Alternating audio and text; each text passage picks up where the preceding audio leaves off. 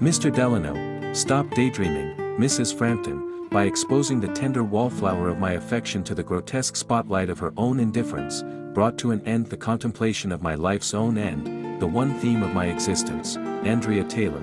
It's the spring of 2005, and I'm a 7th grader at Fort Sumter Middle School, the Trojans' home. Andrea sits a row ahead, 3 columns to my right. While this gives me an almost uninterrupted view of her during 2nd and 5th period, it also puts her right next to Kyle Schwimmer, another 7th grader with summitless bicep peaks, which leads me to believe he's been injecting steroids intravenously since infancy, and whose hair, defying no less than 2 laws of thermodynamics, I'm sure, manages to appear wet in shiny hours after we all leave. Kyle Schwimmer is someone I despise, oh, Andrea herself. Andrea, crowned with brown tresses, and bangs, layered alternately in Kevlar-like in Abercrombie and Hollister tank tops, floating on a cloud of all-white etnies, and tastefully adorned in torn and acid-washed denim. If Helen, Esther, Cleopatra, Megan Fox herself stood before me, they could, collectively, aspire to light but a Yankee candle of affection before the blast furnace that is my love for Andrea Taylor. She elevates everything she touches. Braces, previously unthinkable, became the obvious conclusion of several months of jagged back and forth between myself and my mother. She, enamored with the delayed gratification of orthodontics, I, unwilling to suffer an infinite 2 years of public humiliation in front of my muse. That is, until Andrea shows up one Monday morning with her teeth elegantly arranged in alternating pink and key lime green squares, her 2 favorite colors, and now mine. At best, she freely chose the ornamentation, and the rest of the school, if not the entire world, must soon follow suit. In the worst-case scenario, she was compelled by her parents, and joining her was now a matter of solemn solidarity. I told Mr. Delano to stop daydreaming. You aren't even on the correct page. You'd better snap out of it before tonight. And to think, you were in front of the entire school. As the only member of my 7th grade class to make the principal's list for 4 quarters in a row, I was nominated by the Reverend Student Council to deliver the traditional student speech at the Spring Awards banquet. My entire family would be there, as would a large portion of the student body, including their own families. My speech had already been prepared a week before, but the grandeur of the occasion, the achievement of garishly mismatched ties and dress shirts of which adolescent boys seem uniquely capable, the attendance of one's forefathers, the event taking place at night. All of this demanded more than a factual statement, a weak-kneed acknowledgement of one's faculty and peers. It demanded romance. Everything had been preparing me for this moment, primarily Disney Channel movies, but it feels like everything. I must seize this opportunity to express my intentions, my love for Andrea.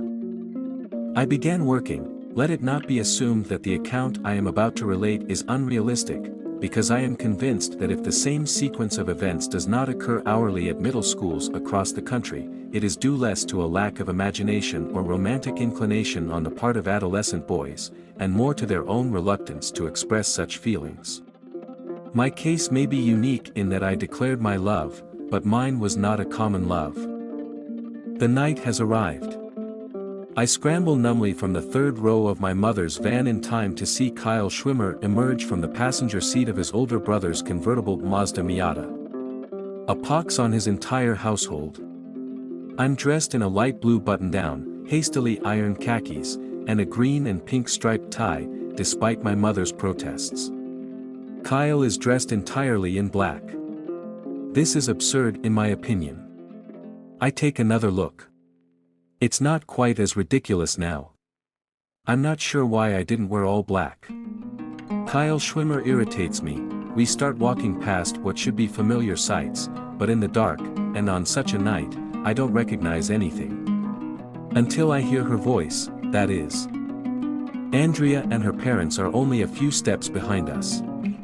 My younger brother trips and falls. I despise him with all my heart. Despite our close relationship, she doesn't seem to notice or attribute his flaws to me. I am holding the door open. My mother thanks me with a half tone of surprise, which, I hope, exposes my phony bravery for what it is. I can't shake the feeling that in the time it took us to get from the van to the school, in Andrea's eyes, I've fallen to the bottom of the pit, like one of Milton's angels. She smiles as she walks through the door. I am confident that no door has ever been restrained by such a colossal amount of force, and is overheard saying, "Hi John." I ascend from Inferno to Purgatorio to Paradiso all at once. I respond in monosyllables, apparently to some effect, as she smiles and walks with me to the cafeteria-turned-banquet hall. She's dressed in a strapless white dress with black polka dots. I wish she wouldn't show her shoulders because what if Kyle Schwimmer sees? Black flats, a red handbag, and a perplexing combination of blush and eyeshadow, the effect of which might have been comical to an elder member of her own sex, but which appeared to me to be the epitome of beauty. Mrs. Frampton leads me to a seat on stage for a half hour while the cafeteria fills up and my bowels turn into a butterfly house. It's finally my turn to speak. I address my peers, their parents, our faculty, and administration, and make some general comments about the year's progress. In short, I read the entirety of my 2-minute speech, which had been meticulously scrutinized by my father, Mrs. Frampton, and the assistant principal. But I'm not done yet. I begin by unfolding another sheet of college-ruled paper from my shirt pocket, scrutinized only by myself. I'm going insane. The few claps that follow serve only to highlight the vacuum I've created in this middle school cafeteria. Mrs. Frampton shoves me down the stairs to the empty seat between my father and younger brother. The assistant principal clears his throat and continues as if I hadn't said anything. I'm afraid to look my mother in the eyes. As the guests are led to the buffet table, there is some shuffling. My parents believe it is best if we excuse ourselves. Andrea's only glimpse is of her staring down, neither white nor red, but both, entirely, simultaneously, with a parent's hand on each of her shoulders. We drive home in silence, at least as far as dialogue is concerned. The radio insists on playing, and I wonder why every song seems to mock the events of the previous hour. It's accurate to say that I spent the evening in agony. It would be equally accurate to say that I was almost buoyant. It was like one of my track meets, agonizing for as long as it went on, and even after the race was over, but it felt so good to have it over with. I spend time in front of a book, but not quite reading it, in front of my television, but not quite watching it, and, finally, in front of the family computer. Dare I? She wouldn't, would she? I open AOL Instant Messenger and see Andrea T93 carved in black pixels. Petrified, mortified, ossified, I undergo internal decomposition in an instant, like some antediluvian fish buried beneath the waves of judgment and turn stone. When a window appears, I move to log off. Andrea T93, I adore you as well. Smiley face. That summer, she relocated to Colorado after her father received orders to a new base. The year is 2023, and it is spring. I haven't seen her since then. I've said or implied that I loved others. Still, I can't help but wonder how much happier the world would be if we all married the first girl we met. Has my love ever been so uninterested since?